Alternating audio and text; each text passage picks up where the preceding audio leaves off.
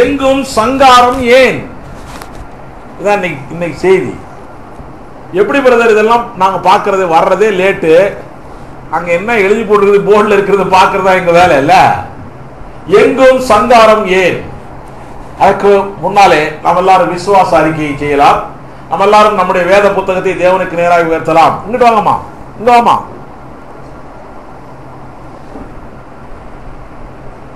தேவனுக்கு நேராய் நம்முடைய வேத புத்தகத்தை உயர்த்தலாம். நான் சொல்லுகிற விசுவாச அறிக்கையை சொல்லுங்கள். இந்த வேதம் என்னுடையது, இந்த வேதம் என்னை யார் என்று சொல்லுகிறதோ அந்த ஆள் தான் நான். இந்த வேதம் எனக்கு என்னவெல்லாம் உண்டு என்று சொல்லுகிறதோ அதெல்லாம் எனக்கு உண்டு. இந்த வேதம் என்னால் என்னவெல்லாம் செய்ய முடியும் என்று சொல்லுகிறதோ அதையெல்லாம் இயேசுவின் நாமத்தினாலே என்னால் செய்ய முடியும். இன்றைக்கு என்னுடைய இருதயம் தேவனுடைய வார்த்தைக்கு நேராக திறந்து இருக்கிறது. நான் தேவனுடைய வார்த்தையினாலே ஆசீர்வதிக்கப்பட போகிறேன். ஆமென், ஆமென். கரங்களை தட்டி தேவனுடைய நாமத்தை மகிமைப்படுத்தலாமா? எங்கும் சங்காரம் ஏன்? எங்கும் சங்காரம், எங்க பார்த்தாலும் சரி குத்து குத்து, கொலை, வெட்டு, வீட்டுல சண்டை, வெளியில சண்டை, உலகத்துல சண்டை, ஊர்ல சண்டை, எங்க பார்த்தாலும் சண்டைகள் சச்சரவுகள் நடந்து கொண்டிருக்கின்றன. அதிலும் விசேஷமாய் கிறிஸ்தவனுக்குள்ளேயும் நடந்துகிட்டு இருக்குது, கிறிஸ்தவ குடும்பத்திலும் நடந்து கொண்டிருக்கிறது. எங்கும் சங்காரம். ஏன் இப்படிப்பட்ட சங்காரம்? ஏன் இப்படிப்பட்ட சங்காரம்?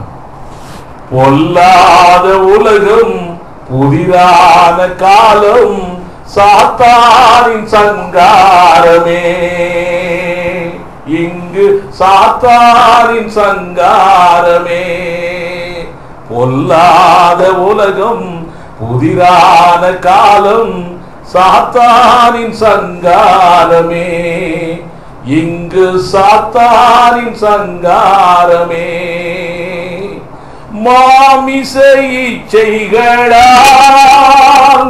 பாவங்கள் பெருகிடுதே.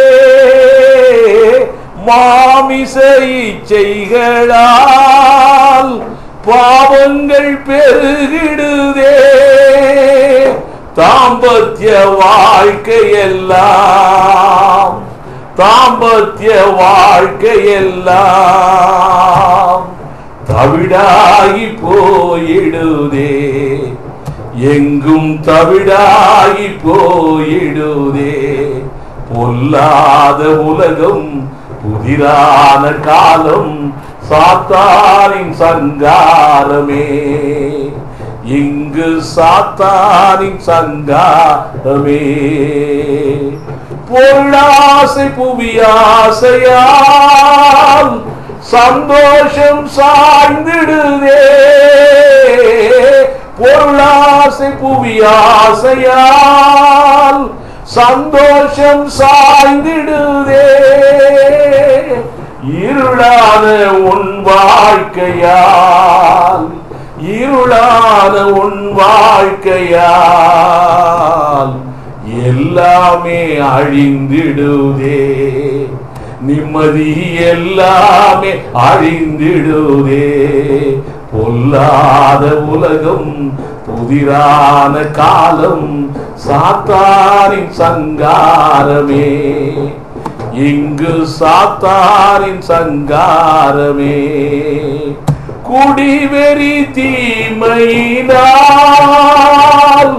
குடும்பங்கள் நாரிடுதே. குடிவெறி தீமையினால் குடும்பங்கள் நாரிடுதே.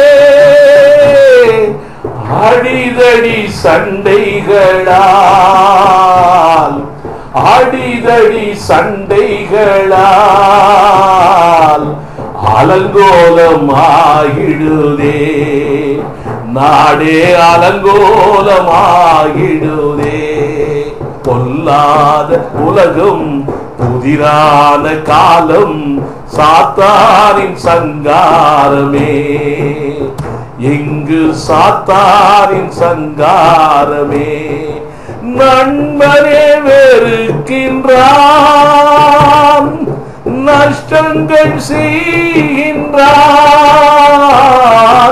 நண்பனே வெறுக்கிறான்,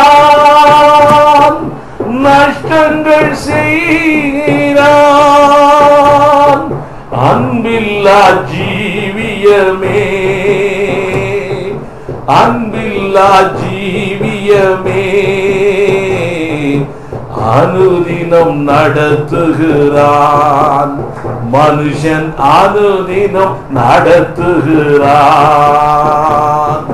பொல்லாத உலகம், புதிரான காலம், சாத்தானின் சங்காரமே, எங்கு சாத்தானின் சங்காரமே. தேவன்பு இயேசுவை பார், உன் துக்கம் நீக்கிடுவார். தேவன்பு இயேசுவை பார், உன் துக்கம் நீக்கிடுவார். சாத்தானை ஜெயித்து விட்டார், சாத்தானை ஜெயித்து விட்டார். சாபங்கள் நீக்கிவிட்டார், உன் சாபங்கள் நீக்கிவிட்டார். அருள்நாதர் உலகம், அன்பான காலம், விடுதலை முழக்கமே, இனி விடுதலை முழக்கமே. கரங்களை தட்டும். அருள்நாதர் உலகம், அன்பான காலம், விடுதலை முழக்கமே, இனி விடுதலை முழக்கமே.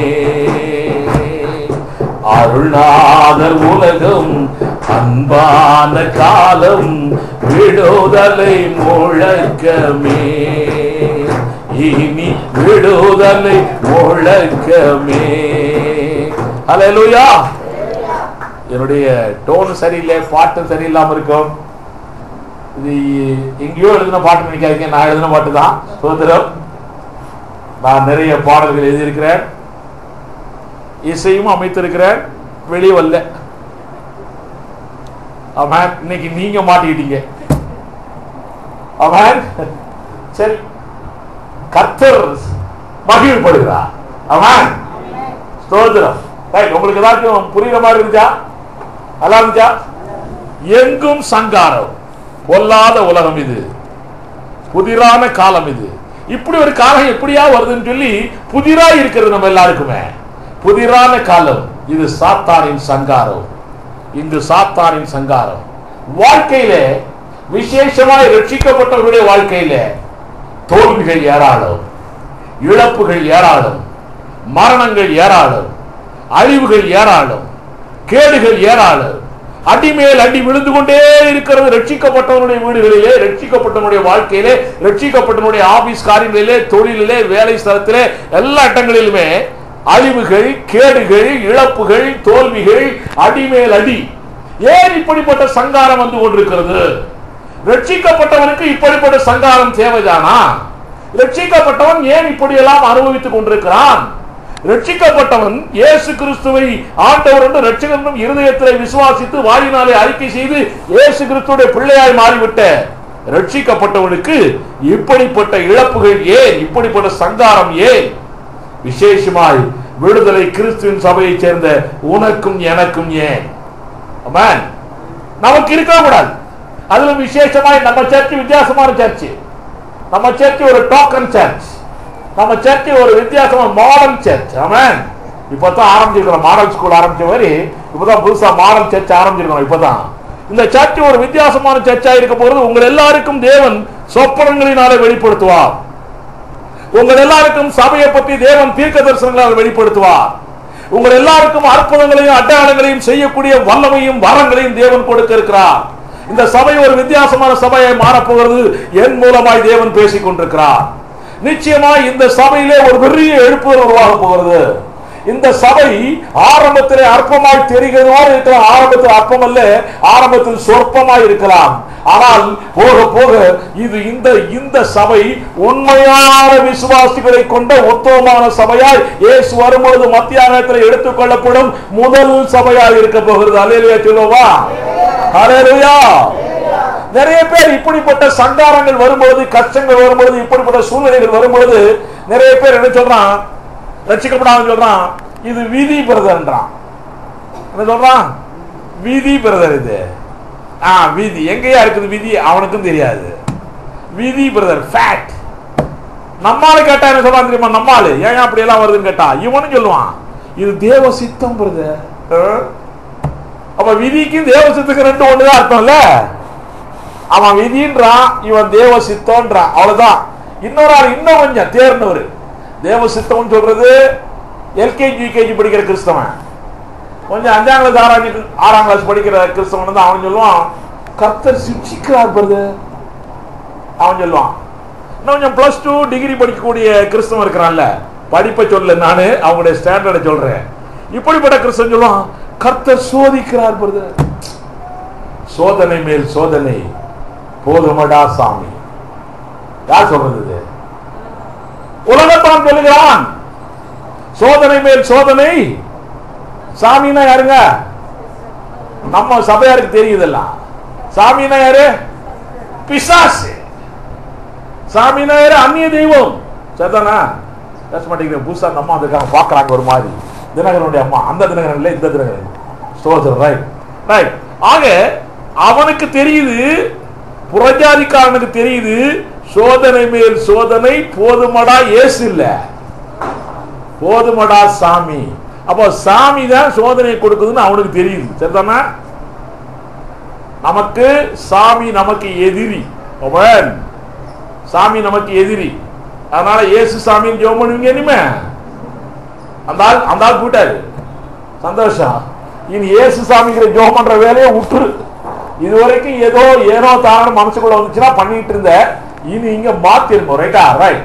அந்த சோதனைகளை கொடுக்கிறவர் பிசாசு. ஆக நம்மால இப்படி எல்லாம் துன்பங்கள் வரும்பொழுது தேவ சித்தன்றான், சிச்சன்றான், சோதனைன்றான், இப்படி எல்லாம் சொல்லிட்டு இருக்கிறான். உங்களுக்கு தெரியுமா, இயேசு கிறிஸ்து நமக்கு ஒரு ஜெபம் சொல்லி கொடுத்தார். அந்த ஜெபத்தில் சொல்றாரு, தீமையின்றி எங்களை ரட்சித்துக் கொள்ளும். அப்படித்தானே ஜெபம்? ஆமென். அப்ப தீமையின்றி ரட்சிக்கிறவர் சங்காரத்தை கொடுப்பாரா? தீமையின்றி ரட்சிக்கிறவர் சங்காரத்தை கொடுப்பார் என்றால், என்னை ஆட்கொண்ட இயேசு அவர் யார் என்று நான் அறிந்திருக்கிறேன். நான் அறிந்திருந்தால் எங்க அப்பா யாருன்னு தெரிஞ்சா தானே எங்க அப்பா கிட்ட நான் பழகுவேன். எங்க அப்பா குடிகாரன் கண்டதெல்லாம் எடுத்து அடிக்கிறவன் உதைக்கிறவன் எந்த பிள்ளையாச்சும் அப்பா கிட்ட போகுமா? அம்மா கிட்ட தான் போகும். அம்மா அதுக்கு மேல மோசமா இருந்தா அம்மா கிட்டையும் போகாது, அப்பா கிட்டையும் போது பக்கத்து வீட்டுக்கு தான் போகும். அவன் ஆனா நம்ம அப்பா கிட்ட வந்திருக்கிறவன், அப்ப நம்ம அப்பா எப்படிப்பட்டவரா இருப்பாரு? அப்போ அடிக்கிறவர இப்ப கூட பார்த்தேன், இஸ்ரேல் பயங்கரமா அடிச்சாரு பையனை. அப்ப அந்த பையன் கோபமா இருப்பான். இந்த அப்பா என்னடா எப்ப பார்த்தாலும் அடிச்சுட்டு இருக்கிறான், காலம் வரும் நான் பார்த்துக் கொள்கிறேன்னு சொல்லிட்டு இருப்பான். இஸ்ரேல் பாவம் பயந்துட்டு இருக்காரு. இப்போ காலம் வரும் நான் பார்த்துக் கொள்கிறேன்னு சொல்லுவான். நிறைய பிள்ளைகள் அப்படிங்க, நிறைய பிள்ளைகள் நீங்க எல்லாம் நினைக்கிறீங்க, வாலிப பிள்ளைகள் கூட அவங்களெல்லாம் கண்டிக்கிறீங்கன்னு வச்சுங்க, அவங்களுடைய உள்ளத்துல ஒரு உணர்வு வரும். கண்டிக்கிறியா, ஏதோ உன்னுடைய கண்ட்ரோல் இருக்கிறங்கிற எண்ணத்துல இப்படி நீ பண்ணிட்டு இருக்கிறியா, காலம் வரும் நினைச்சிட்டு இருப்பாங்க அவங்க எல்லாருமே. தெரியுமா? ஆக நம் தேவன் அப்படிப்பட்ட தேவன் இல்ல. நம் தேவன் நன்மைகளையே செய்கிற தேவன், உண்மை உள்ள தேவன். ஹல்லேலூயா. நம் தேவன் உன்னையும் என்னையும் படைத்தது எதற்காக தெரியுமா? உலகத்துல உன்னையும் என்னையும் படைத்திருக்கிறார் தேவன். படைச்சிருக்காரா? தேவன் தானே உண்டாக்கியிருக்காரு. எதுக்குங்க படைச்சாரு? ஏதோ அலைஞ்சிட்டு உலகத்துல ஆடு மாடு மாதிரி அப்படியா? இல்ல. அவர் படைத்தவருடைய நோக்கம் அவரை துதிக்க வேண்டும், ஆராதிக்க வேண்டும். அது சரி. அதுக்கு அடுத்த செகண்ட் ஸ்டேஜ் என்ன தெரியுமா? ஆதியாகமம் 1ஆம் அதிகாரம் 28ஆம் வசனம். சீக்கிரம் வாசிங்க. ஆதியாகமம் 1ஆம் அதிகாரம் 28ஆம் வசனம். சீக்கிரம். நீங்கள் பலுகி பெருகி பூமியை நிரப்பி அதை கீழ்ப்படுத்தி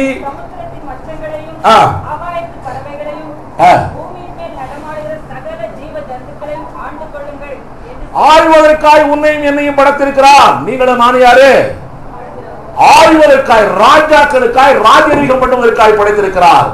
அனைத்து படைப்புகள் மேல் அதிகாரம் தந்துள்ளி, அனைத்து படைப்புகள் மேல் அதிகாரம் தந்துள்ளி, காட்டு விலங்குகள், மீன்கள், பறவைகள் கீழ்ப்படிய செய்துள்ளே. காட்டு விலங்குகள், மீன்கள், பறவைகள் கீழ்ப்படிய செய்துள்ளே. என்னென்னவெல்லாம் கீழ்ப்படியுமா?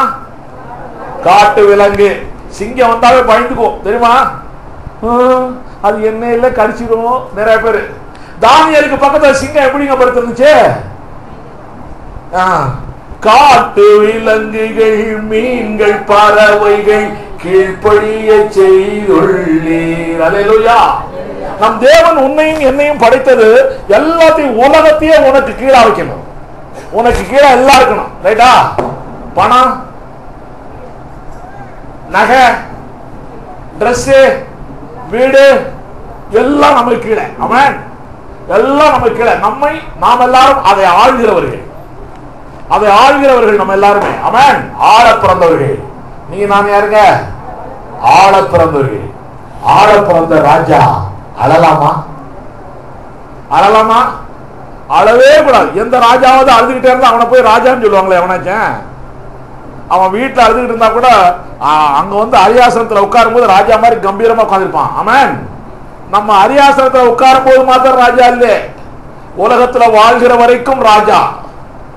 ராஜா ராஜா தானே. யார் யாரெல்லாம் ராஜா ராணி கைதுக்கு கூட பயம்பா எல்லாருக்கும்.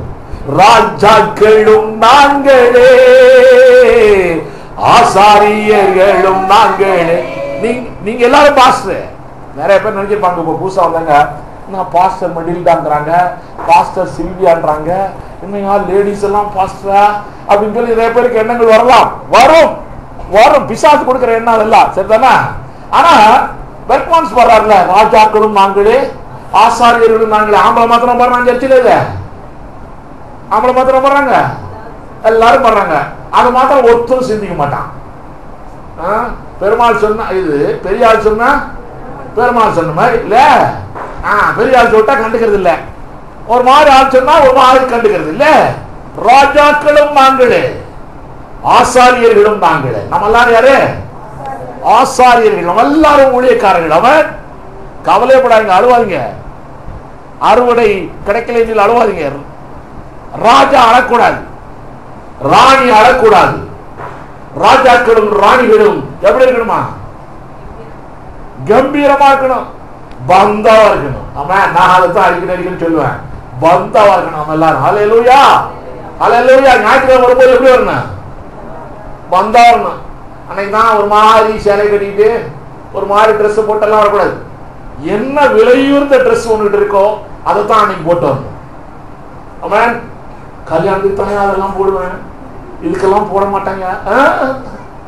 நீ ராஜா என்று உலகத்தை காட்ட வேண்டாமா? பிசாசை காட்ட வேண்டாமா?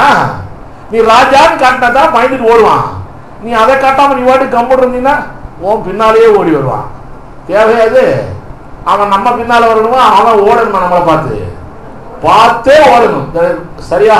குடிகாரன் போலீஸ்காரன் வர்றான்னு ஓடிடுவான் பத்தியில. அது போல சாத்தான் நம்ம வர்றான்னு தெரிஞ்சா ஓடிடணும். ஹல்லேலூயா. ஒரு பெரிய காரியம் நேற்று ராத்திரி தான் எனக்கு அப்படிப்பட்ட ரெவலேஷன் ஒண்ணு கிடைச்சது. எனக்கு ஒரு ஒரு பெரிய காரியம். சாத்தான் என்பவன் ஆவியா இருக்கிறான். ரைட்டா? ஆவியா இருக்கிறானா? நம்ம எப்படி இருக்கிறோம்? பாடியா இருக்கிறோம். பாடியில இருக்கிறோம். இது மண் சரீரம், இது மண்ணுக்கு போகிற சரீரம். சரிதானா? இது அழிந்து போகிற சரீரம். இது அழிந்து போகிற சரீரத்தையுடைய இந்த மனிதனை அழியாத ஆவியா இருக்கிற பிசாசானவன் இந்த மனிதனை பார்த்து பயப்படுறான்னா இந்த மனிதனுக்கு எவ்வளவு பெரிய மகத்துவத்தை நம் தேவன் கொடுத்திருக்கிறார். ஹல்லேலூயா.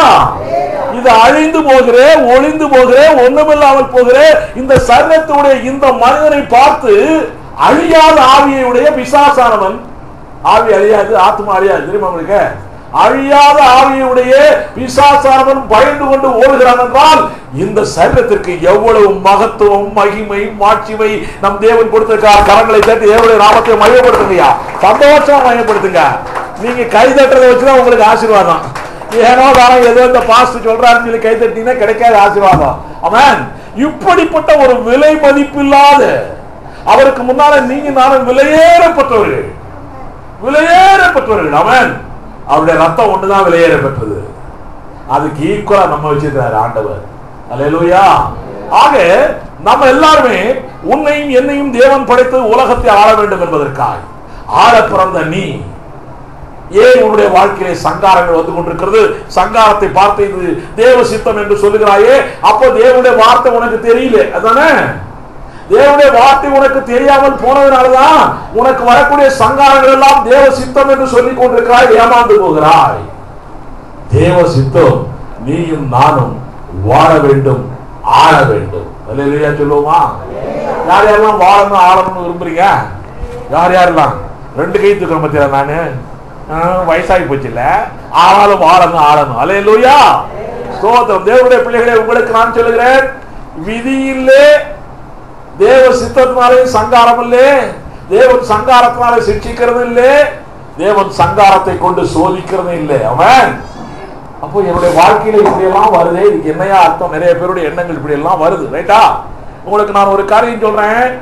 நிறைய பேருடைய எண்ணங்கள் விதி இல்லைன்ற, தேவ சித்தம் இல்லைன்ற, சங்காரம் வர்றது, சிக்ஷையும் இல்லைன்ற, சோதனையும் இல்லைன்ற, விசுவாசம் கொடுக்கான்ற, எல்லாத்துக்கும் அதிகாரியாய், ஆளுநராய், ராஜாவாய் வைத்திருக்கிறார் என்று சொல்லுகிறாய். நாம் ஆள பிறந்தவர்கள் என்று சொல்லுகிறாய், ஆளக்கூடாது என்று சொல்லுகிறாய். ஆனாலும் கிறிஸ்தவனுக்கு, ரட்சிக்கப்பட்டவனுக்கு இப்படிப்பட்ட சிக்ஷைகள், இப்படிப்பட்ட சங்காரங்கள் வருகின்றனவே காரணம் அல்ல. நிறைய பேருடைய கேள்விகள் தான். அதிலும் விசேஷமாய் பெந்தகோஸ்தே மக்களுக்கு சாகர வரைக்கும் இந்த கேள்வியை கேட்டுக்கிட்டே பதில் கிடைக்காம செத்து போயிடறான்.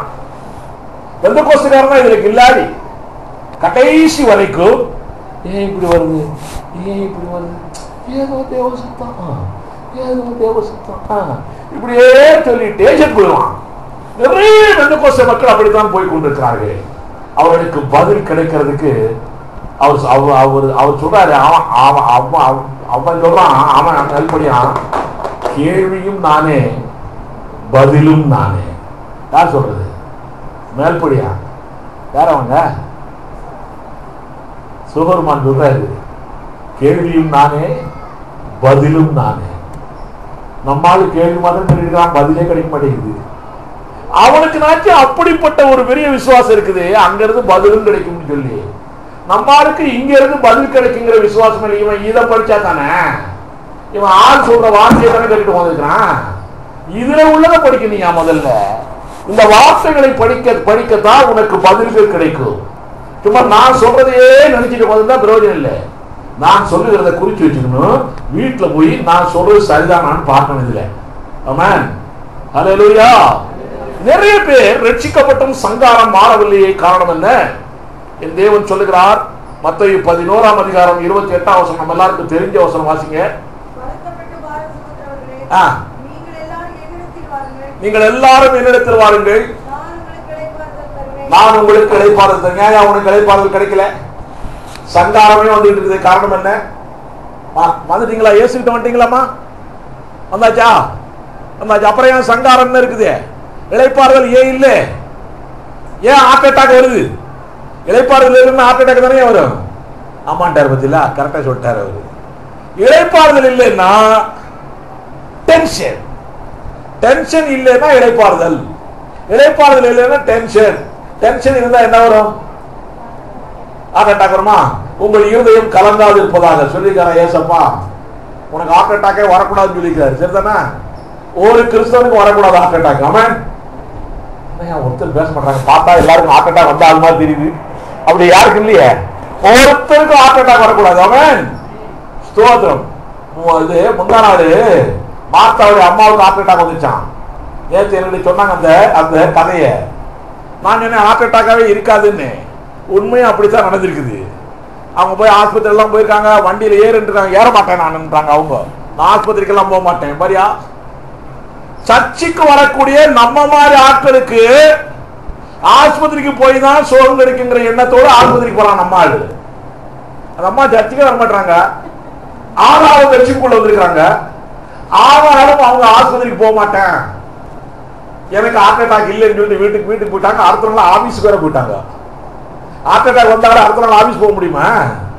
முடியவே முடியாது.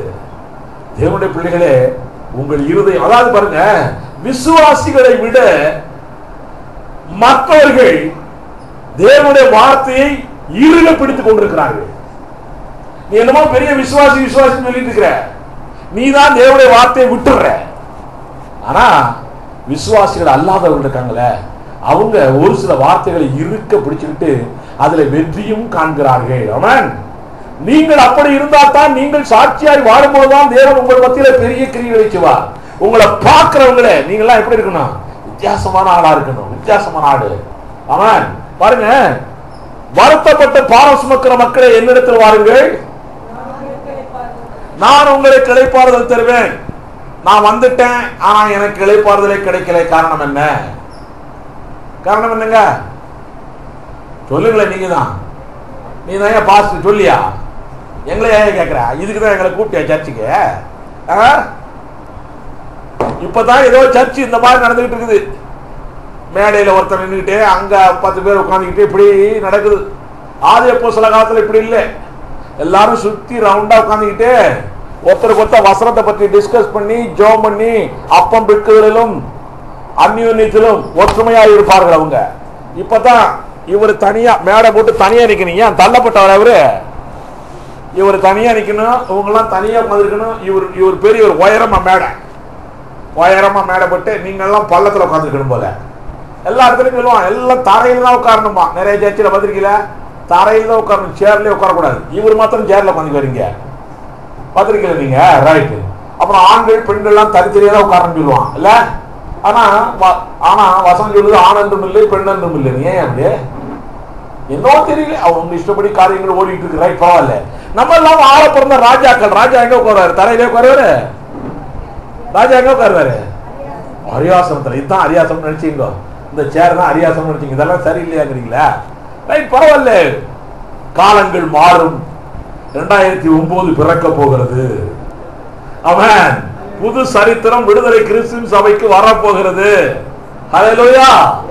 சரி, அதெல்லாம் விசுவாசத்தோடு இருக்கத்தான் நடக்கும் இல்லையா? விசுவாசம் இல்லைன்னு நடக்குமா? நடக்காது. விசுவாசத்தோடு நீ என்ன சிந்திக்கிறாயோ யோசிக்கிறாயோ அதெல்லாம் விசுவாசத்தோடு அறிக்கை பண்ணிட்டே இருக்கணும். காரியங்கள் நடந்து கொண்டே இருக்கும். ரைட். இப்போ நம்ம எல்லாரும் இயேசுவின் பக்கம் வந்துட்டோம், இயேசுவோடு நிற்கிறோம். ஆனாலும் இளைப்பாறுதல் இல்லை. காரணம் என்ன? நான் இதை உங்களுக்கு எப்பவுமே சொல்லிக்கிறேன். வாசிங்க என்ன கொஞ்சம். அது நான் சாந்தமும் மனத்தாழ்மையுமாய் இருக்கிறேன். சங்காரம் பண்ற ஆள் இல்லை நானு. போட்டுக்குதா? சங்காரம் பண்ற ஆளு நான் இல்லை. நான் சாந்தமும் மனத்தாழ்மையுமாய் இருக்கிறேன். என் நுகத்தை நீ ஏற்றிக்கிட்டு என்னிடத்தில் கற்றுக்கொள்ளுங்கள். பாரு, என் வெயிட்ட நீ ஏத்திக்கோ. நானே ஏற்கனவே வெயிட்ல இருக்கிறேன், அவர் என்ன இன்னும் கொஞ்சம் வெயிட் கொடுக்குறாரு எனக்கு. சரிதானா? சிந்திக்கிறீங்களா? நானே ஏற்கனவே வெயிட் நிறைய, எனக்கு உடம்பு சொல்ல, நான் எனக்கே ஏற்கனவே சுமை நிறைய. வாழ்க்கையில பிள்ளைகள்னால சுமை, புருஷனால சுமை, மனைவினால சுமை, ஆபீஸ்ல சுமை, ஊழியத்துல சுமை, எல்லாத்துலயும் சுமை சுமை சுமை. நானே சுமந்துகிட்டு இருக்கிறேன். அதை விட்டு அவரு இன்னொரு சுமையை கொடுக்குறேன்றாரு. எப்படியா தூக்குறது நினைக்கிறீங்களா? அவர் சொல்றாரு, ஏன் சுமைய நீ வச்சுக்கோ, ஓ சுமைய நான் வச்சுக்கிறேன். அல்லேலூயா. ஏன் சுமைய நீ வச்சுக்கோ, ஓ சுமைய நான் வச்சுக்கிறேன். நம்ம சுமை சின்ன சுமையா பெரிய சுமையா? பெரிய சுமை, சுமக்கவே முடியல. அவ்வளோ சுமைகள் நம்முடைய சுமைகள் இருக்கிறது. சுமைகள் இல்லாத மனிதன் உலகத்தில் ஒருவன் இல்லை. யாருக்காட்டி சுமையே இல்லைன்னு சொன்னீங்கன்னா மனிதனே இல்லை. ஆமென். இவ்வளவு சுமைகள் இருக்கிறது. நம்ம என்ன செய்யறோம்? இயேசுவுக்கு பக்கத்துல வந்துடுறோம். ஆனா இந்த சுமைகளை அவர் மேல் இறக்கி வைக்கிறது இல்ல, அவர் மேல தூக்கி வைக்கணும். உனக்கு என்னென்ன கஷ்டம் இருக்கு? உங்களுக்கு என்னென்னலாம் இருக்குது கஷ்டம்? வியாதி இருக்கா? தரித்திரம் இருக்கா? கடன் பிரச்சனை இருக்கா? வேலையில்லா திண்டாட்டம் இருக்கா? பொண்ணு கிடைக்கல, மாப்பிள்ளை கிடைக்கலையா? குடும்பத்துல சமாதானம் இல்லையா? ப்ரமோஷன் கிடைக்கலையா? பணம் இல்லையா? இவ்வளவு சுமைகள் இருக்கின்றன. இந்த சுமைகளை எல்லாம் யார் மேல வைக்கணுமா? படிப்பு வர மாட்டேங்குதா? ஞாபக சக்தி இல்லையா? கீபோர்டு வாய்ச்சாலும் மனசுல நிக்க மாட்டேங்குதா? என்னென்ன இருக்கும்? எல்லா சுமைகளையும் யார் மேல தூக்கி வைக்கணும்? கர்த்தர் மேல. அறுவடை கிடைக்க மாட்டேங்குதா? எல்லா சுமையும் யார் மேல தூக்கி வைக்கணும்? கர்த்தர் மேல. வைக்கிறோமா வைக்கிறது இல்லையா? நம்ம கர்த்தர் மேல் பாரத்தை வைத்து விடு, கலங்கி தாவிக்காதே, அவரே உன்னை ஆதரிப்பார், அதிசயம் செய்வார். கர்த்தர் மேல் உன்னுடைய பாரத்தை இறக்கி வச்சிரு. சுமை தாங்கி. நம் தேவன் யாரு? சுமை தாங்கி. வில்லேஜ் சுமை தாங்கி பார்த்திருக்கீங்களா? பார்க்கல? கிராமத்துல எல்லாம் அப்படியே கல் வச்சிருப்பான். இப்போல்லாம் அது இல்லைன்னு நினைக்கிறேன். இப்ப யாரு தலையில் தூக்கி போறாங்க? சரி, சுமை தாங்கின்னு சொல்லி கல் இருக்கும் அப்படியே வில்லேஜுக்கு முன்னால, எல்லா வில்லேஜுக்கு முன்னால. அங்க இருந்து மூட்டையெல்லாம் தலையில் தூக்கிட்டு வரேன், விறகு கொண்டு வரலாம், எல்லாருமே அங்க வந்து இறக்கி வச்சிருவாங்க. அது இருக்கும், அப்படியே இருக்கும். அது போல நம் தேவன் உன்னுடைய சுமைகளை தாங்குற சுமை தாங்கி. அல்லேலூயா. நீ அவர் மேல உன்னுடைய சுமையை இறக்கி வைக்கணும். உங்களுக்கு ஒரு கதை கூட சொல்லிக்கிறேன். ஒரு ஊர்ல ஒரு அம்மா தலை நிறைய மூட்டையெல்லாம் நிறைய வச்சுக்கிட்டு, வியாபாரி மூட்டையெல்லாம் வச்சுக்கிட்டு பஸ்ஸுக்காக நின்றுக்கிறாங்க ரோட்ல. பஸ் வரவே இல்லை. அப்படின்னு பார்த்தோன்னா ஒரு மாட்டு வண்டி வந்துருக்குது. மாட்டு வண்டி வந்தோடனே, ஐயா மாட்டு வண்டிக்காரன், நான் கொஞ்சம் போகணியா, தலையில மூட்டை இருக்கு, சுமை இருக்கு, நிறைய இருக்கு, என்னை கொஞ்சம் ஏற்றிக்க பாட்டு சொல்லுவாங்க அந்த அம்மா. ரைட், பரவாயில்ல, ஏறிக்கிட்டாங்க. யாரு? மாட்டு வண்டிக்காரன். ஏறி இந்த அம்மா உட்காந்துட்டாங்க. வண்டி போயிட்டே இருக்கு. கொஞ்ச நேரம் ஒரு 1/2 கிலோமீட்டர் போனோங்க, வண்டிக்காரன் திரும்பி பார்க்கறான். திரும்பி பார்த்தோன்னே இந்த அம்மா தலையில மூட்டையை வச்சுக்கிட்டு வண்டி மேல உட்காந்துருக்குது. தலையில மூட்டையை வச்சுக்கிட்டே வண்டி மேல உட்காந்து இருக்குது. உடனே வண்டிக்காரன் கேட்கறான், பாட்டி மூட்டையை இறக்கி வை, கழுத்து வலிக்கல உனக்கு, இறக்கி வை கீழே. அந்த பாட்டி சொல்லுதாடா போயா, நீ ஒண்ணு என்னைய சுமக்கிறதே இந்த மாடு கஷ்டப்படுது, இன்னும் என் மூட்டையும் இறக்கி வச்சேன்னா அது எவ்வளவு கஷ்டப்படும் பத்தியா, அதனாலதான் மாட்டுக்கு தொந்தரவு கொடுக்க கூடாதுன்னு சொல்லி நான் சுமக்குறேயா. இதுவா சுமக்குது இந்த பாட்டி? பாட்டிக்கும் சுமக்குது உண்மைதான், ஆனா மாடுதான் எல்லா வேட்டையும் சுமக்குது. ஆமென். நீ இறக்கி வைக்காதனால்தான் உனக்கு சங்காரம். உன்னுடைய கஷ்டங்கள், கவலைகள், கண்ணீர்கள், வேதனைகள் எல்லாவற்றையுமே கர்த்தர் மேல் இறக்கி வைக்கணும். போய் முதல்ல நீயே தூக்கிட்டு இருந்தீங்கன்னா உனக்கு விடுதலே இல்லை, சங்காரம் தான் உன்னுடைய வாழ்க்கையே. நீ உன்னுடைய கஷ்டங்கள், கவலைகள் எல்லாவற்றையுமே கர்த்தர் மேல் இறக்கி வச்சிடணும். அதுக்கப்புறம் இறக்கி வச்சு இருப்பாரு என்ன செய்யணும்? ஃப்ரீயா இருக்குமா இல்லையா? கழுத்து தலை ஃப்ரீயா இருக்குமா இல்லையா? மூட்டையெல்லாம் தூக்கி பழக்கமா உங்களுக்கு இல்லையா? எனக்கு ரொம்ப பழக்கம். ஊர்ல எல்லாம் அரிசி அரைக்கிறதுக்கு நெல் மூட்டை எழுதி போவேன், நான் தலையிலே தூக்கிட்டு போவேன். நான் தூக்கிட்டு போய் அது எப்போ நியூ இயர் வருது, கிறிஸ்துமஸ் வருதுன்னா தான் அரிசி அரைக்க போறது. மிச்ச நேரம் அரிசினா என்னன்னு தெரியாது. அது வேற விஷயம், காலங்கள் எப்படி. ரைட். ஆக இதை இறக்கி வச்சா தான் ஃப்ரீ நமக்கு. அதுக்கப்புறமா நீ அழக்கூடாது. ஆள பிறந்தவன் நீ, சரிதானா? இறக்கி வச்சுட்டீங்கன்னா அழலாமா? நிறைய பேரு கர்த்தர் மேல் பாரத்தை சொல்லிட்டு கூட அதுக்கப்புறம் அழுதுட்டு வந்துருவான். அதனாலதான் அவனுக்கு சங்காரம். நீ கர்த்தர் மேல எல்லா காரியத்தையும் சொல்லிடு, உனக்கு ஒன்னும் வராது, கவலையே படாத. அவர்கிட்ட சொல்லிட்டு அதுக்கப்புறம் எப்படி இருக்கணும்? ஜாலியா இருக்கணும் நம்ம வாட்டுக்கு. இனி அவர் பார்த்துக்கிட்டு நமக்கு என்ன? அவர் பார்த்துட்டு என் பிள்ளைக்கு மாப்பிள்ளை கிடைக்கலையே, அவர் மேல பாரத்தை வை, அவர் பார்த்துக்கணும், எனக்கு என்ன கவலை? ஓ அப்பா, என் பிள்ளைக்கு மாப்பிள்ளை கிடைக்கலன்னு சொல்லிட்டேன், ஒழுங்கா மாப்பிள்ளைய 1 மாசத்துக்குள்ள கொண்டு வா. அவ்வளவுதான். மிரட்டன் அவரு. நம்மால அவரை பார்த்து பயந்து கிடக்கிறான். நம்மால இயேசுவை பார்த்து பயப்படுறாயா? இயேசுவை பார்த்து பயப்படக்கூடாது. மிரட்டன் அவரு. மிரட்டலாம், மிரட்ட முடியாதா? மிரட்டலாம் சொல்றாரு கைதுக்கு. நிறைய பேர் பயப்படுது, எப்போ ஆண்டவரை மிரட்டுறதா? ஏன் புருஷனை எல்லாம் மிரட்டுறீங்க இல்ல? புருஷனை மிரட்டுறீங்களா? ஒரு சில ஆட்கள் புருஷனையும் அடிக்கிறாங்க, பலார்னு அடிக்கிற ஆட்கள்லாம் உண்டு நாட்டுல. புருஷனையும் மிரட்டுறீங்க, ஆண்டவரை மிரட்டக்கூடாது இல்ல? நியாயமாய் மிரட்டுகிறோம் அவரை, சரிதானா? நியாயமாய் மிரட்டுறோம். நீ தானே சொன்ன பாரத்தை இறக்கி வையின்னு, இறக்கி வச்சுட்டேன்ல, இன்னும் ஏன் எனக்கு அந்த காரியம் நடக்கல? கேட்கலாமா கேட்க வேண்டாமா? கேளு, சண்டை போடு. நம்ம அப்பாவோடு சண்டை போட அவரே சொல்றாரு, வழக்காடுவோம் வாருங்கள், வா கோர்ட்டுக்கு போலாம். வாயா, நீ என்ன படிச்சிருக்கிற, என்ன சட்டம் படிச்சிருக்க, இந்த சட்டத்தை ஒழுங்கா படிச்சிருக்கிறியா? அதுக்கு தான் அவர் கேட்கிறாரு, வழக்காடுவோம் வாருங்கள். வழக்குக்கு போறவன் லா படிச்சுட்டு தானே போகணும், கோர்ட்டுக்கு போறவன் வழக்காடுவோம் வாருங்கள். இந்த லா படிச்சுட்டு தான் போய் சண்டைக்கு போகணும் அவரோட. அவர் ஒரு பெரிய லாயர், பிரதான லாயர் அவர். Amen. Public prosecutor, assistant public prosecutor இல்ல, பப்ளிக் ப்ராசிக்யூட்டர், பெரிய ஆள் அவரு. அவரு புக்கெல்லாம் படிச்சு வச்சிருக்காரு பத்திரமா. நீ இதெல்லாம் படிச்சுட்டு அங்க போய் அவரோட வழக்காடுவோம் வாருங்கள். என்ன போய் சொல்லணும், உன்கிட்ட ஒரு மாசத்துக்கு முன்னாடி இறக்கி வச்சுட்டேன்ல, இன்னும் ஏன் நடக்கல, இன்னும் ஏன் நடக்கல? உடனே அவரு சொல்லுவார், இபிகோ 302 படி இன்னும் குறை இருக்கும் பாரு, இதை பார்த்து எரேமியா 38:5 ஏதோ ஒன்று சொல்லுவார் அவரு.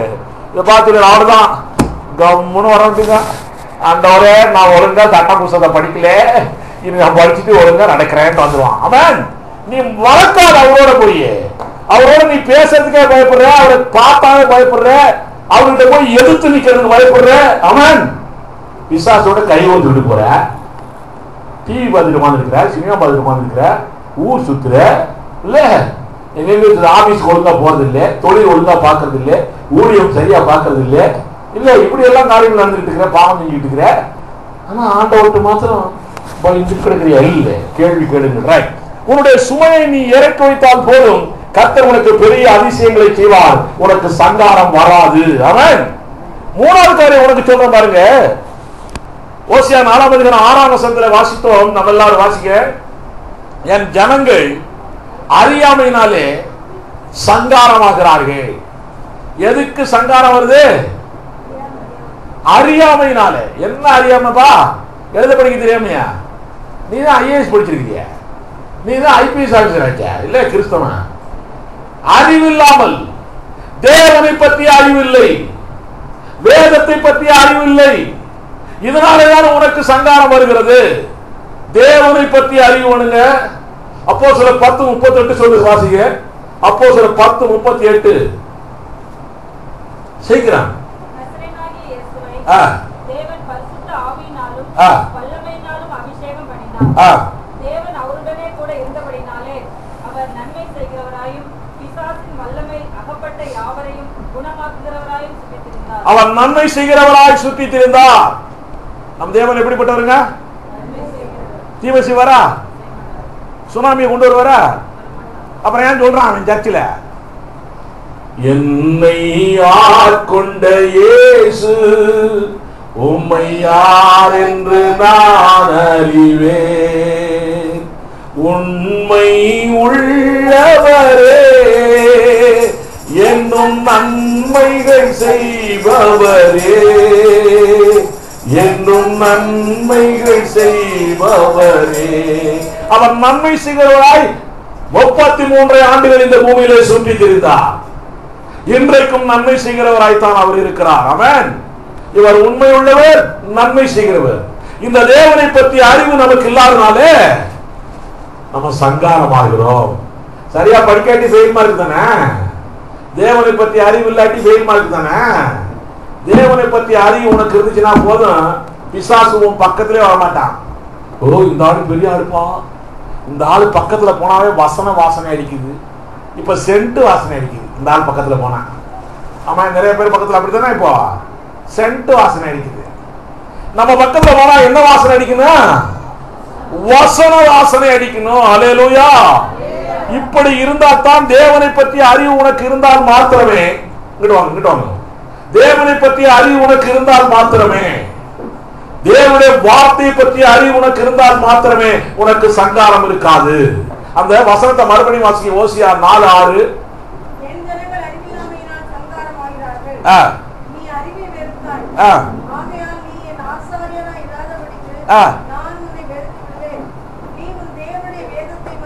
தேவனுடைய வேதத்தை மறந்தாய்.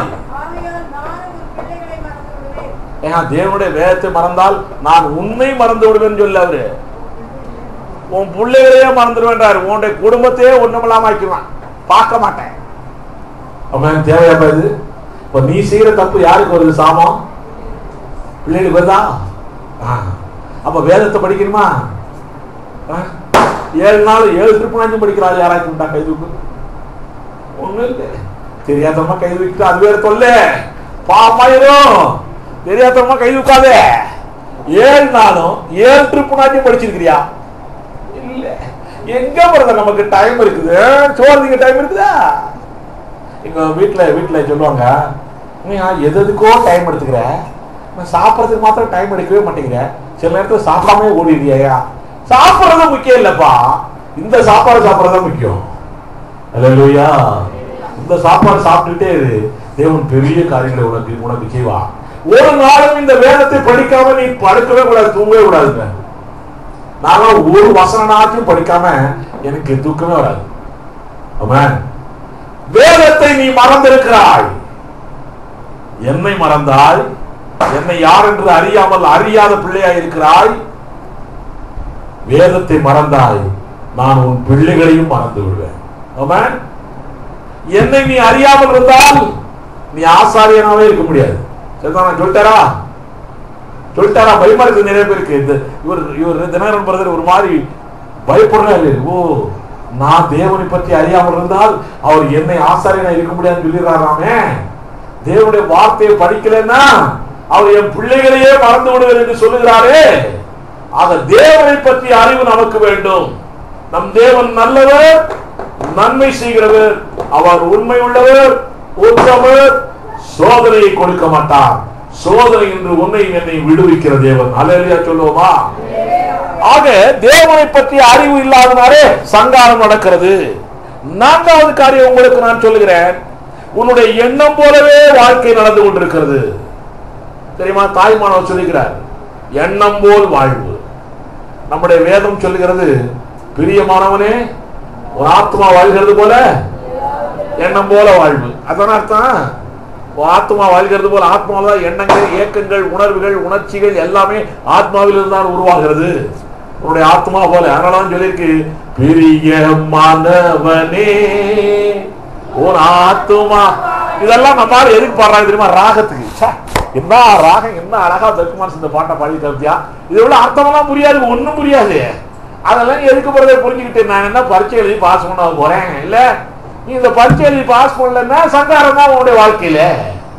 பிரியமானவனே, பிரியமானவனே ஒரு ஆத்துமா வாழ்வது போல் நீ எல்லாவற்றிலும் வாழ்ந்து சுகமாயிரு மகனே. ஒரு ஆத்மா வாழ்ந்தா தான் எல்லாத்திலும் நல்லா இருக்க முடியும். ஆத்மா வாழலன்னா சங்காரம் தான். ஆத்மா வாழுதா? தொட்டு பார்க்கலாங்கிறீங்களோ? ஆத்மா வாழுதா? எங்க வாழுது? ஆத்மாவுக்கு எது சோறு? சாப்பாடு கொடுக்கணுமா இல்லையா பிரதர்? ஆத்மாவுக்கு சாப்பாடு வேணுமா? சரீரத்துக்கு சாப்பாடு வேணுமில்ல? ஆத்மாவுக்கு சாப்பாடு இருக்கா? எங்க இருக்கு சாப்பாடு? வேத புஸ்தகமா? தெரிஞ்சிச்சு மாட்களுக்கு. வேத புஸ்தகம் இல்ல, இந்த புஸ்தகத்தை சாப்பிடுறதுக்கு அழுத வேத வசனம். ஆமென். இந்த புஸ்தகத்தை சாப்பிட ஆரம்பிச்சீங்கன்னா ஆயுத பூஜை கொண்டாட வேண்டியதுதான். இந்த புஸ்தகத்தை வச்சுக்கிட்டு ஆயுத பூஜை தொட்டு கும்பிடலாம். புஸ்தகத்தை தொட்டு கும்பிடுறது இல்லை நம்ம வேலை. புஸ்தகம் இருக்கிற வார்த்தை தான் நமக்கு ஜீவன். ஆமென். இந்த வார்த்தைகளை சாப்பிட சாப்பிட சாப்பிட ஒரு ஆத்மா எப்படி ஆயிரும்? குண்டாயிரும். எனக்கு மேல குண்டாயிரும். அல்லேலூயா. எனக்கு மேல குண்டாயிரும். அல்லேலூயா. ஆக உன்னுடைய ஆத்மா இப்ப ஒல்லி பிஸ்கா இருக்குது. ஒல்லி பிஸ்கா இருந்துச்சுன்னா என்ன வரும்? பிசாசு வந்து ஒரு அடி கொடுத்தாலும் என்ன ஆகும்? முடக்குன்னு விழுந்துரும். அவ்வளவுதான். விழுந்துருவானா? அதுதான் சங்காரம் வந்துச்சா. நான் கோயிலுக்கு போறேன், நான் காணிக்க கொடுக்கிறேன், நான் எல்லாம் செய்யறேன், முட்டிக்கால் போடுறேன், உபவாசம் இருக்கிறேன், எல்லாம் செய்யறேன், ஆனாலும் எனக்கு இப்படி எல்லாம் வருமே. நீ சோறு ஒழுங்கா திங்கிறது இல்லையே. என்ன சோறு? வாசனமாகிய வார்த்தை, வாசனமாகிய சாப்பாடு நீ சாப்பிடறதில்ல. இது செட்டிநாடு மெஸ்ஸுங்க. இந்த சாப்பாடு சும்மா இல்ல. என்ன மெஸ்? செட்டிநாடு மெஸ்ஸுக்கு மேல இது. அல்லேலூயா. ஆமா, செட்டிநாடு மெஸ் தான் எனக்கு தெரியும் நல்ல சாப்பாடு, வேற ஒன்றும் தெரியாது, அதனால இதை சொல்றேன். அப்புறம் அது வேற இந்த ஆளு பைபிள போய் செட்டிநாடு மெஸ்ன்னு சொல்லிட்டா எவனாச்சும் போய் சொல்லிட்டு பார்த்துக்காதீங்க. சாப்பாட்டுலயே கொஞ்சம் உயர்ந்தது செட்டிநாடு மெஸ் தான் எனக்கு தெரிஞ்சு. உங்களுக்கு தான் தெரியுமா பிரதர்? தெரிஞ்சா சொல்லுங்க, அதையும் சொல்லிடுறேன். ஆமா. ஆக அப்படிப்பட்ட சாப்பாடு இந்த சாப்பாடு. இந்த சாப்பாடு உனக்குள்ளே போக போக உன்னுடைய ஆத்மா வளர்கிறது. உன்னுடைய ஆத்மா வளர வளர வளர எண்ணங்கள் வருகின்றன. எண்ணங்கள் வளர வளர உன்னுடைய வாழ்வு வளர்கிறது, மலர்கிறது. ஆமென். வார்த்தை இல்லாம வாழ்வு மலராது. அப்ப வார்த்தைகள் தேவை. நிறைய பேரு நான் ஏழை பிறந்தேன், ஏழையால் பிறந்தேன், ஏழைதான், எனக்கு என்ன மரியாதை இருக்க போகுது. நிறைய பேருடைய எண்ணங்கள் அப்படித்தானே இல்ல? நிறைய பேருடைய எண்ணங்கள் நான் ஏழை, நிறைய பேர் நான் தாழ்ந்த ஜாதி, நான் என்ன செய்யறது, நான் தாழ்ந்த ஜாதியாச்சா. நிறைய பேர் நான் கருப்பா இருக்கிறேன்னு என்ன செய்யறது, நான் கூட தான் கருப்பா இருக்கேன், ஆனா என்னை பத்தி வேதம் சொல்லுகிறது நீ அழகா இருக்கிறாய் என்று சொல்லுகிறது. சரிதானா? இப்ப வேதம் என்ற சாப்பாட்டை சாப்பிட்டோன்னு கருப்பு எனக்கு மறைஞ்சு போச்சு. கருப்பா இருக்கிறவங்களுக்குலாம் சந்தோஷம். ஆமா, வேதம் என்ற சாப்பாட்டை சாப்பிட்டோன்னே கருப்பு என்ற அந்த தாழ்வு மனப்பான்மை எனக்கு மறைஞ்சு போச்சு. சரிதானா? நான் தாழ்ந்த ஜாதி பிறந்த கத்த சொல்றாரு, நீ நான் ஒரே ஜாதி, நீ நான் ஒரே ஜாதி. என்ன ஜாதி? தேவ ஜாதி, பரிசுத்த ஜாதி. 1 பேதுரு 2:9 வீட்டுல போய் வாசிங்க. நீ நானும் பரிசுத்த ஜாதி. ஹல்லேலூயா. அப்போ இந்த சாப்பாடை சாப்பிட்டா தானே நமக்கு கொஞ்சம் தெம்பு வருது இல்ல? தெம்பு வருதா? ரைட். கலரை பார்த்தோம்னே நம்ம கருப்பா இருக்கிறோம், நம்மளை எவன் பெரிய ஆளாக்க போறான், நம்ம ஒரு மாடு இருக்கிறோம், ஒல்லி பிஸ்கா இருக்கிறோம், நம்மளை யாரு பெரிய ஆளாக்க போறான், நீ கவலையே படாத. சாப்பாடு வசனத்தை சாப்பிட்டுட்டே இரு. ஒல்லி பிஸ்கு குண்டு பிஸ்கா ஆயிடுவேன். ஹல்லேலூயா, ஹல்லேலூயா. நான் அழகே இல்லைங்க. எப்படி? நான் அழகே இல்லைங்க, எனக்கெல்லாம் மரியாதை உண்டு. அதனால சர்ச்சில் போய் மூலையில போய் உட்காந்துக்குவான். நம்மளுக்கு தெரியுமா? ஒரு மாதிரி அழகா இருக்கக்கூடிய ஆண்கள் பெண் இருக்கிறாங்களே, அதெல்லாம் பயங்கர படாடவும் பண்ணிக்கேன். தெரியுமா? பாத்துக்க சர்ச்சில இல்ல, நீ அன்னைக்கு போய் பாருங்களேன், கிறிஸ்துமஸ் அன்னைக்கு பாருங்களேன் போய், அந்த கொஞ்சம் அழகா இருக்கிறதெல்லாம் நல்ல ட்ரெஸ் போட்டு அப்புறம் பாஸ்டருக்கு அழகு காட்டலாம். சரி, நிறைய பேர் இப்படிதான் பண்ணிட்டு இருப்பாங்க. ரைட், பண்ணிட்டு இருக்கு, நமக்கு அதை பத்தி கவலை இல்லை. இந்த அழகு இல்லாம ஒரு மாதிரி இருக்கிறான் பாரு, அவன் நினைச்சுவான் ஒவ்வொருத்தருக்கு உட்காந்துக்குவான். அதுக்கு நம்ம எல்லாம் அழகு இல்லை, என்ன யாரு இது, அவங்க எல்லாம் எப்படி இருக்கிறாங்க பாரு, அவங்களுக்கு எல்லாம் மரியாதை எப்படி, அப்படி எல்லாம் சொல்லிட்டு இருக்கிறான். உன்னத பாட்டை ஒழுங்கா படிச்சா தானே அந்த சாப்பாடை சாப்பிடணும். அது ஒரு பெரிய பெரிய பிரியாணி. உன்னத பாட்டை படிச்சா தான். சூலமித்தியாள் எப்படிப்பட்டப்பா? கருப்பா இருக்கிறவன் சூலமித்தியாள், அழகு இல்லாதவன் சூலமித்தியாள், ஒண்ணுமில்லை காட்டிலே ஒரு குரத்தியை போல மாடு மேய்க்க. அந்த இது என்னது, குருவியை விரட்டுறவளா, அந்த தோட்டத்தை பாதுகாக்கிறவள், காட்டுல குரத்தி, காவல்காரி. ஆமா, திருத்தணி முருகனுடைய ஒய்ஃபு. நிறைய பேருக்கு புரியல, சிஸ்டருக்கு புரிஞ்சிச்சு. அதெல்லாம் புரிஞ்சவங்களுக்கு புரிய, எல்லாருக்கும் புரியாது. சரி, இப்படிப்பட்டவரை பார்த்து சாலமோன் தேடி வருகிறான். அல்லேலூயா சொல்லுவோமா? சாலமோன் யாரு? சாதாரண ஆளு. சாலமோன் யாரு? பெரிய அழகன், உலகத்திலே பெரிய அழகன். வந்தான், அவனை போல ட்ரெஸ் பண்ண ஆளு உலகத்திலே ஒருத்தரும் இல்லைன்னு ஏசப்பா சொல்றாரு. அப்படிப்பட்ட ட்ரெஸ் பண்ற ஆளு, அவ்வளவு பெரிய அழகன். அவனை தேடி, தமிழ்நாட்டு பொம்பளை சாதாரண பொம்பளை இல்லை போல, இங்கிருந்தே போயிருக்கிறாங்க. அவனை தேடி தென் தேசத்து ராஜஸ்ரீ இங்கிருந்து போயிருக்காங்க. நம்ம ஊருக்காரிங்க, நம்ம ஊர் பொம்பளை சாதாரண பொம்பளை இல்லை. உங்களை இல்லைங்க, கோச்சிக்காதீங்க, நீங்க எல்லாம் பல்லவத்து பெண்கள். சரிதானே? நம்ம ஆட்கள் வித்தியாசமான ஆட்கள். ரைட்டு, தேடி போயிருக்காங்க. அவ்வளவு யார்? சாலமோன். அவனே இவனை தேடி வர்றான். ஏன்? இவோ ஆத்மா வாழ்கிறது. உன் ஆத்மா வாழ வாழ நீ அழகா இருக்கிறதுல செழிப்பாய். அழகா இல்லாதவன் நல்ல அழகா தெரியுவான். தெரியுமா உனக்கு? ஒரு காலத்துல நான்லாம் ஒரு மாதிரி கன்றாவே இருந்தேன். ஒரு மாதிரி இப்ப மாத்திரம் என்ன கன்றாவே தான், அது வேற விஷயம். ஒரு மாதிரி இருந்தேன்னா அப்ப எனக்கு ஒரு மாதிரி இன்ஃபீரியாரிட்டி காம்ப்ளெக்ஸ், தாழ்வு மனப்பான்மை, திக்கி பேசுவேன், முகமும் கன்றாவே இருக்கும், ஒரு மாதிரி இருப்பேன். அப்புறம் அந்த வார்த்தைகள் வர வர வர நீ சாதாரணமானவன் அல்ல, நீ அசாதாரணமானவன், நீ எனக்கு பிள்ளை, நான் உன்னை ராஜாவாக்கியிருக்கிறேன், நீ ஆசாரியன், நீ பெரிய இடத்து பிள்ளை, பெரிய இடத்து சம்பந்தம், நான் பெரிய ஆளு, பெரிய இடத்து சம்பந்தம் எடுத்துக்கிறேன் நான். அல்லேலூயா. மனைவியை சொல்லுங்க, நான் ஆண்டவர் சொல்லிட்டு இருக்கிறேன், பெரிய இடத்து ஆளு நானு. இப்படி எல்லாம் ஒரு எண்ணம் வந்துச்சா, இப்ப எனக்கு எதை பத்தியும் கவலை இல்லை, எங்க வேணாலும் எழுப்பிருந்து என்ன வேணாலும் பேசுவேன் நான் கர்த்தருடைய வார்த்தையை. அல்லேலூயா. இப்படி இருந்தா தான் உன்னுடைய ஆத்மா வாழ்கிறது என்ற அர்த்தம். உன் எண்ணம் வளர்கிறது. உன் எண்ணம் வளர வளர உன் எண்ணம் போல் வாழ்க்கை, எண்ணம் போல் வாழ்க்கை வர வர உன் வாழ்க்கையிலே சங்காரம் இல்லை. அல்லேலூயா. இயேசு கிறிஸ்து நிறைய பேர் நான் கூலி வேலை செய்யறேன். உங்களுக்கு தெரியுமா? கூலி வேலை செய்யற ஆட்கள் தான் வெளிநாட்டில எல்லாம் போய் பார்த்தா தெரியும். ஸ்வீப்பர் வேலை செய்வான், மூட்டை தூக்குறவனா இருப்பான், எல்லாம் செய்வான். சர்ச்சுக்கு வரும்போது எல்லாம் கார்ல வருவாரு, பாத்திருக்கீங்களே? எல்லாம் கார் தான், எல்லாரும் டை கோட்டை சூட்டு தான் பந்தா வருவான். சர்ச்சுக்கு வரும்போது இவன் வேலைக்காரன், இவன் எஜமானன், இவர் மேனேஜரு, இவர் கிளார்க் எல்லாம் தெரியாது, எல்லாம் எல்லாம் எல்லாம் கரெக்டா வருவான். நம்ம மூடி என்ற ஒரு பிரசங்கர் இருந்தார் தெரியுங்களா அமெரிக்காவில்?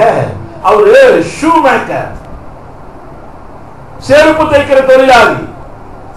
செருப்பு தைக்க வரும்பொழுது அதில் உள்ள டிராக்ஸை பார்த்து கிறிஸ்துவை ஏற்றுக்கொண்டு வந்தவர். உலகத்தில் ஒரு பெரிய ஊழியக்காரன். ஆமென். நீ என்ன கூலி வேலை செய்யற அதை பத்தி எல்லாம் கவலையே படாத. நீ என்ன வேலை செய்யற பத்தி எல்லாம் கவலையே வேண்டியதில்லை. உன்னை தேவன் உயர்த்தி கொண்டே இருக்கிறார். அல்லேலூயா. உன் எண்ணம் தான் உயரணும். உன் எண்ணம் உயர்ந்தால்தான் உனக்கு சங்காரம் வராது. உன் எண்ணம் உயரணும். இயேசு கிறிஸ்து யாரு? தச்சனுடைய மகன்.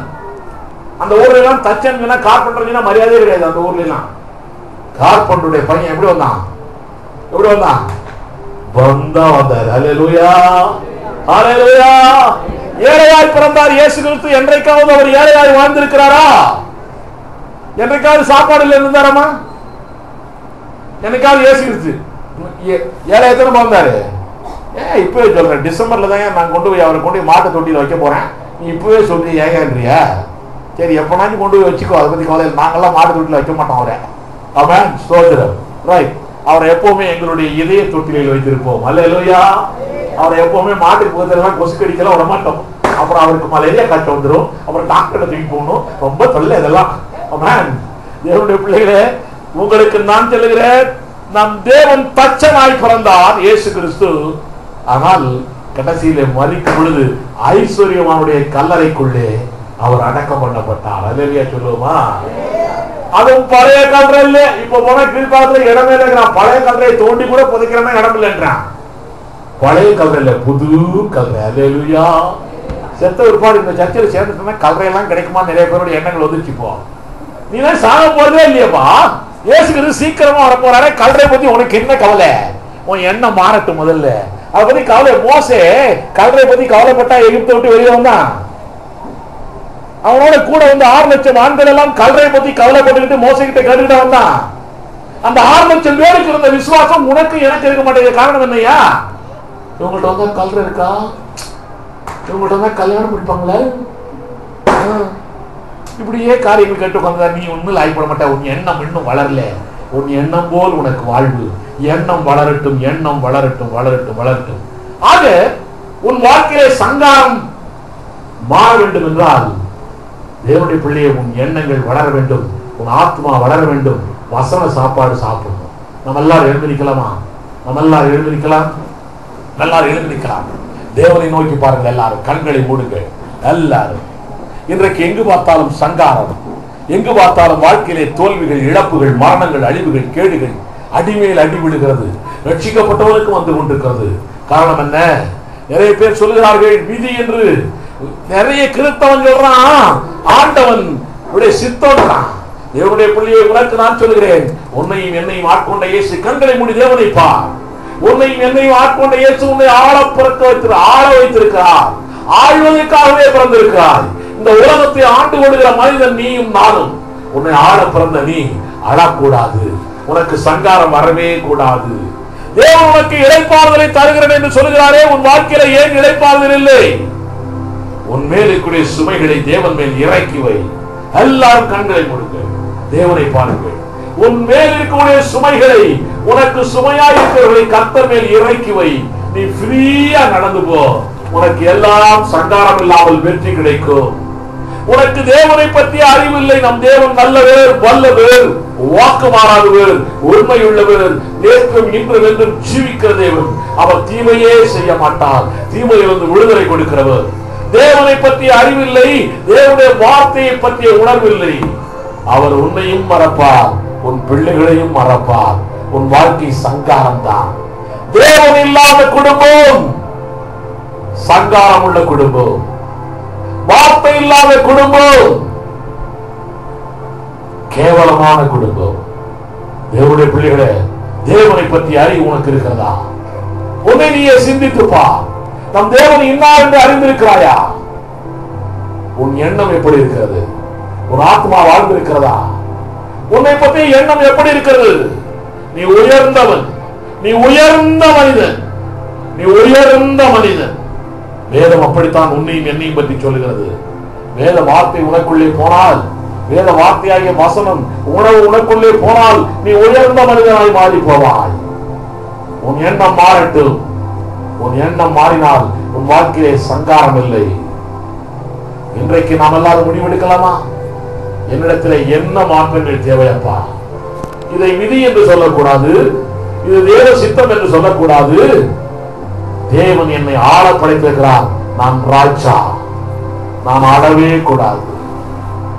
தேவன் எனக்கு இளைப்பாறுதலை கொடுக்கிறார். என்னுடைய சுமைகளை இயேசுவின் மேல் இறக்கி வைக்க வேண்டும். நான் தேவனை பற்றிய அறிவு எனக்கு இல்லை. அவர் நல்லவர், வல்லவர், போதுமானவர். தேவனுடைய வார்த்தையை பற்றிய சிந்தனை எனக்கு இல்லை, தியானம் இல்லை. நான் இனி தேவனை பற்றி அறிந்து கொள்ளப் போகிறேன். தேவனுடைய வார்த்தையை சிந்திக்க போகிறேன். என்னுடைய ஆத்மா இன்னும் வளரவில்லை, வாழவில்லை. என்னுடைய எண்ணம் போலே எனக்கு சங்காரம் வந்து கொண்டிருக்கிறது.